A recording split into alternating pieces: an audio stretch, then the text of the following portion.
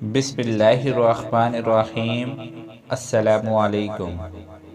حضرت ابو الرداء سے روایت ہے کہ حضرت بلال رضی اللہ عنہ کو خواب میں نبی کریم صلی اللہ علیہ وسلم کی زیارت ہوئی۔ حضرت صلی اللہ علیہ وسلم نے حضرت بلال سے فرمایا، بلال، یہ کیا بے وفائی ہے؟ کیا ابھی وہ وقت نہیں آیا کہ تم میری زیارت کے لیے مدینہ آؤ؟ بلال رضی اللہ عنہ گھبراہٹ کے عالم میں نیند سے بیدار ہوئے، سواری پر سوار ہوئے اور مدینہ منورہ پہنچے اور قبر مبارک پر حاضری دی۔ وہاں روتے رہے اور اپنے چہرے کو قبر مبارک پر ملتے رہے۔ اتنے میں حسن و حسین آ گئے۔ حضرت بلال نے دونوں کو گلے لگا لیا، پیار کیا۔ نواسوں نے فرمائش کی کہ رسول اللہ صلی اللہ علیہ وسلم کے زمانے میں جو اذان دیا کرتے تھے، ہم وہی اذان سننا چاہتے ہیں، اوپر چڑھیے اور اذان دیجیے۔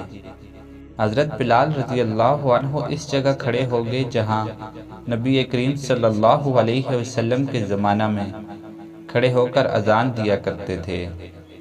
اذان شروع کی، اللہ اکبر اللہ اکبر کہا تو سارا مدینہ حرکت میں آ گیا۔ اشہد ان لا الہ الا اللہ کہا تو یہ حرکت شدید ہو گئی۔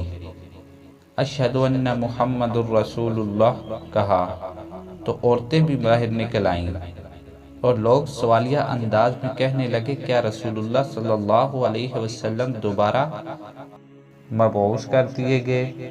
حضرت ابو الرداء رضی اللہ عنہ فرماتے ہیں، رسول اللہ صلی اللہ علیہ وسلم کے بعد جتنا اس دن مدینہ کی عورتیں اور مرد روئے، اتنا کسی اور دن نہیں دیکھا گیا۔ حضور اکرم صلی اللہ علیہ وسلم کی وفات کے بعد حضرت بلال رضی اللہ عنہ کے لیے مدینہ منورہ میں وقت گزارنا مشکل لگتا تھا، اس لیے انہوں نے حضرت ابو بکر صدیق رضی اللہ عنہ سے اجازت دی اور وہ انہیں جہاد کے لیے شام جانے دیں۔ پھر انہوں نے شام میں ہی اپنی ساری زندگی گزار دی۔ اس کے بعد انہوں نے صرف 2 بار اذان دی تھی۔ ایک بار جب حضرت عمر رضی اللہ عنہ شام تشریف لائے اور دوسری بار جب آپ رسول اللہ صلی اللہ علیہ وسلم کی قبر پر مدینہ منورہ تشریف لائے۔ اس وقت جب لوگوں نے آپ کی اذان کی آواز سنی تو لوگوں نے زار و قطار رونا شروع کر دیا، کیونکہ آپ کی آواز نے سب کو حضرت محمد صلی اللہ علیہ وسلم کے دور کی یاد دلا دی تھی۔ جب حضرت بلال رضی اللہ عنہ کی وفات کا وقت قریب آ گیا تو ان کی بیوی بہت غمزدہ ہوئی۔ ان کی بیوی نے کہا کہ یہ کتنی مصیبت کا وقت ہے۔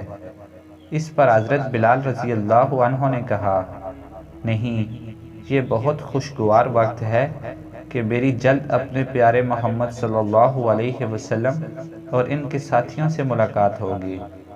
حضرت بلال رضی اللہ عنہ نے 63 سال کی عمر میں 20 ہجری کو دمشق میں وفات پائی۔ آپ رضی اللہ عنہ دمشق میں باب الصفیر کے پاس مقبرہ میں دفن ہیں۔ آپ رضی اللہ عنہ نے اپنی زندگی کے 33 سال اسلام کی خدمت میں گزارے۔ سبحان اللہ۔ اللہ تعالی ہمیں بھی حضرت بلال جیسی زندگی گزارنے کی توفیق عطا فرمائے، آمین۔ چینل کو سبسکرائب اور ویڈیو کو لائک کیجیے۔ شکریہ۔